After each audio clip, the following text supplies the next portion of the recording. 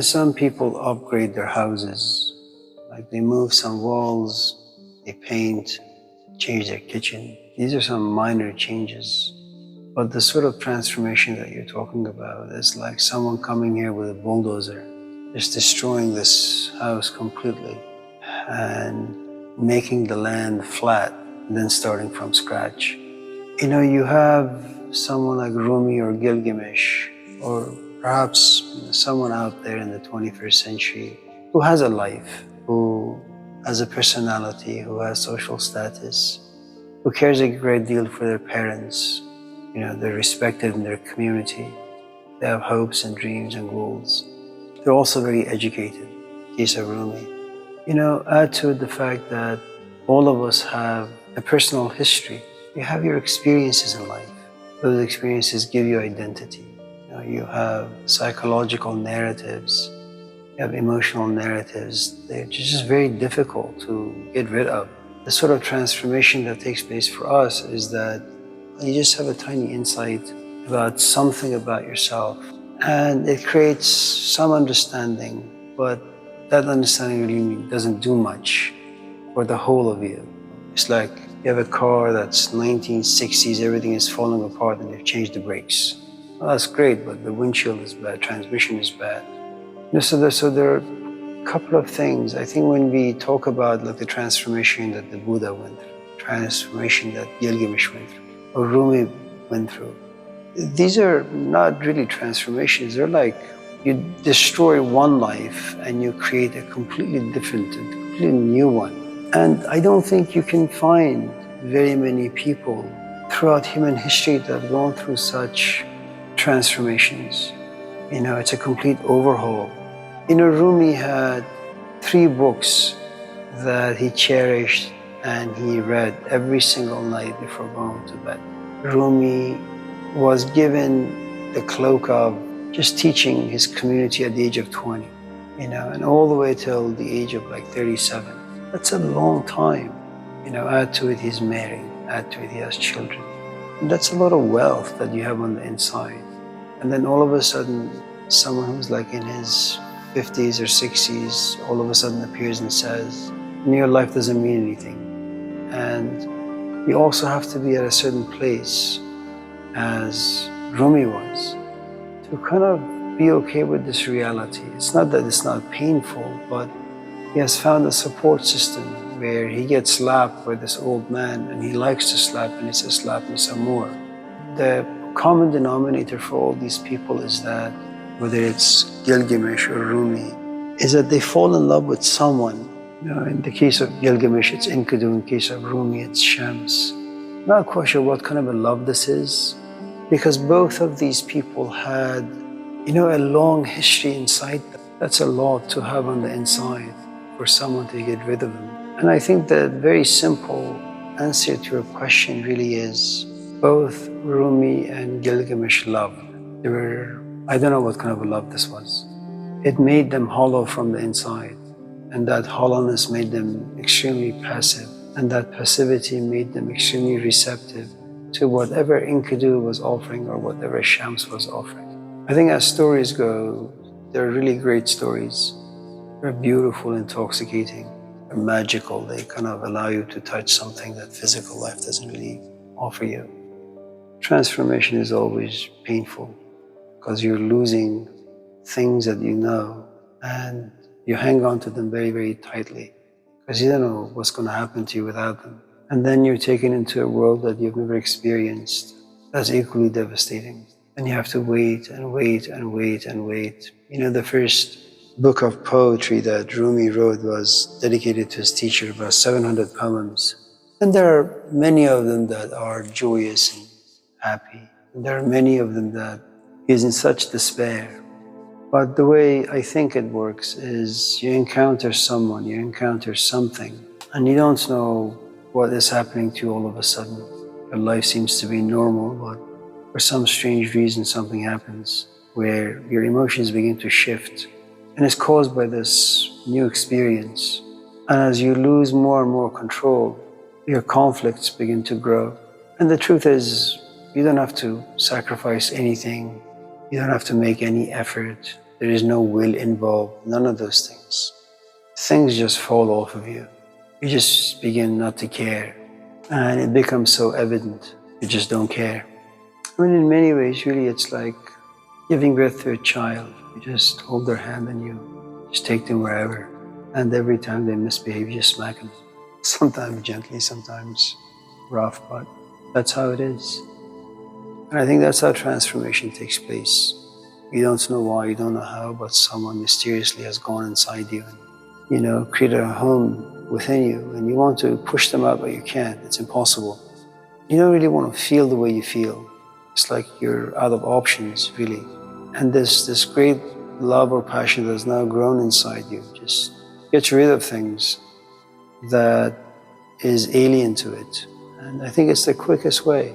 It's the quickest way to change. It's scary, but at my age, if I was to, for example, go to a workshop and run into someone, and that someone was to inspire me, first, I don't think my body could handle it.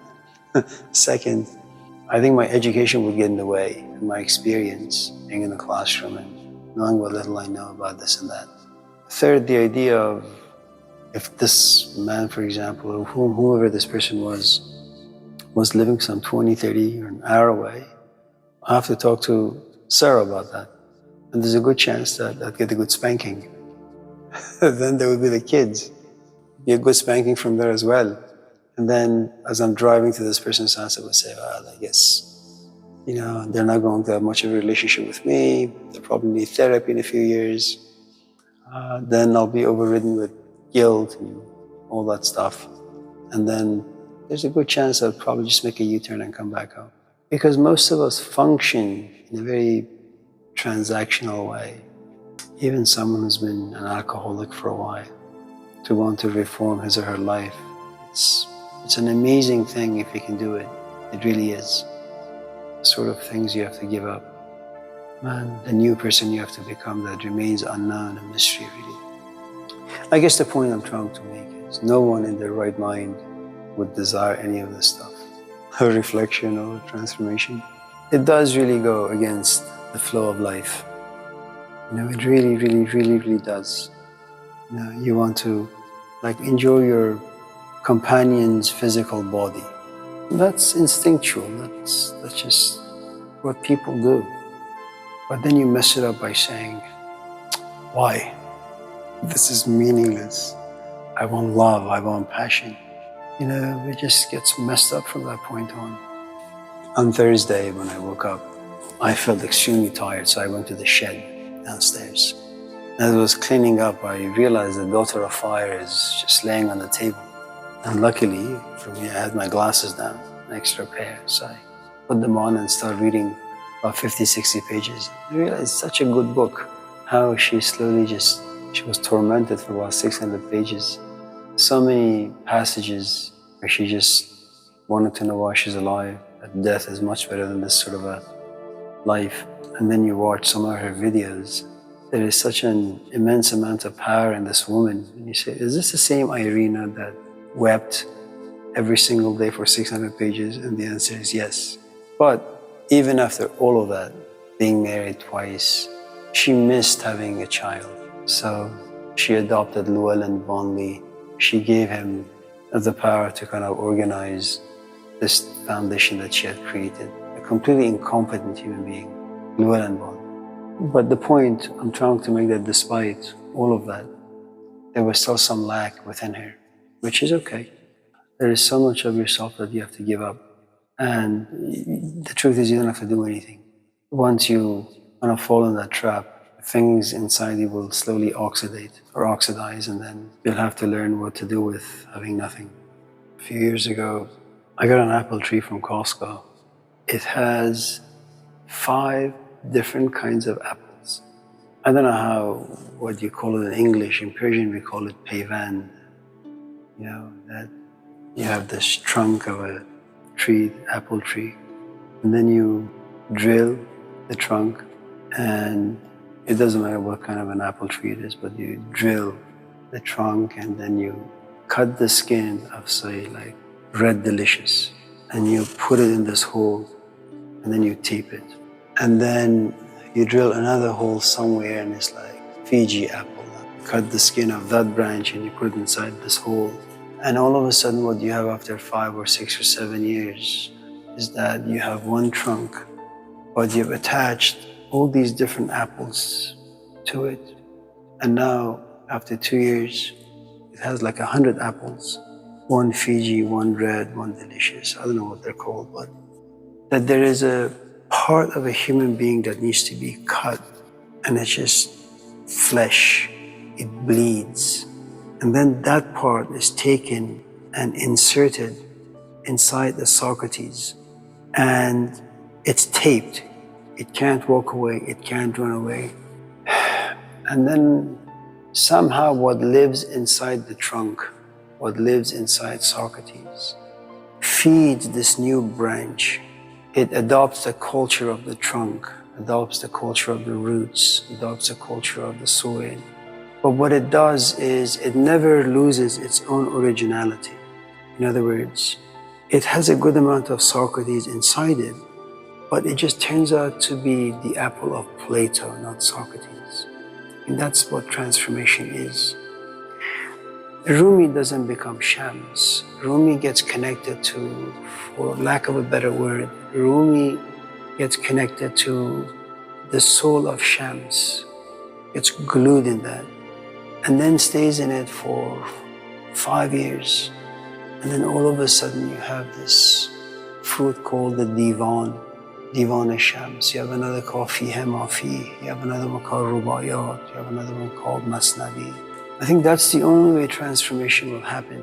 You can't do it on your own. I mean, not that you can. There have been maybe throughout human history, as far as I know, maybe less than 10 people. So that's how rare it is for someone to kind of just transform out of their own self. But for the rest of us, someone really needs to walk in. They really need to damage you. Especially if you have things, if you walk in with a good amount of attachment and you like the things you have in your life, because your skin is thicker, so they have to kind of razor the skin off of you, and that's painful. And then you have to kind of be attached to this foreign thing. You don't know how it's going to turn out, if you're going to be glued the right way, if you're going to bear any fruits, if you have a future at all. But whatever the trunk is that you're going to get stuck to, you better hope it's healthy. And seeing your own metamorphosis, your own transformation from one thing to another is painful. It always is. And God forbid if you have like family members, parents, a spouse or a companion or children, because you lose them and they'll lose you. You won't feel much for them. And the process of overcoming guilt, not to mention, your family harassing you for what's happening to you, pushing you to just become the same person you've always been, but it's no longer in your control. I don't know if the stories are true, but they said that it was Rumi's students who killed Shams. There are some stories that suggest that Rumi's son killed Shams. And, it's devastating to lose a father, some stranger. It's devastating to lose a teacher to some stranger.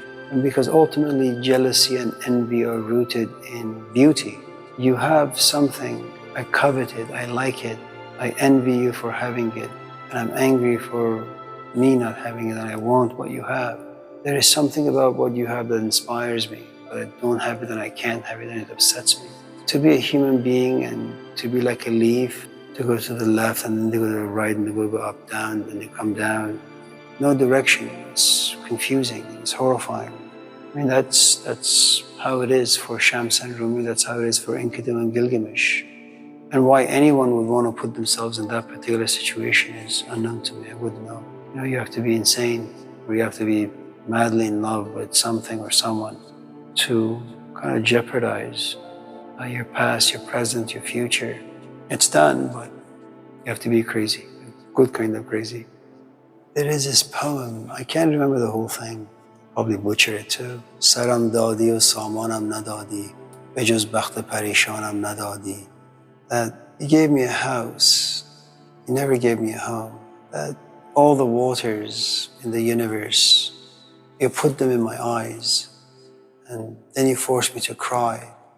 But There is no one in my life to hold my tears.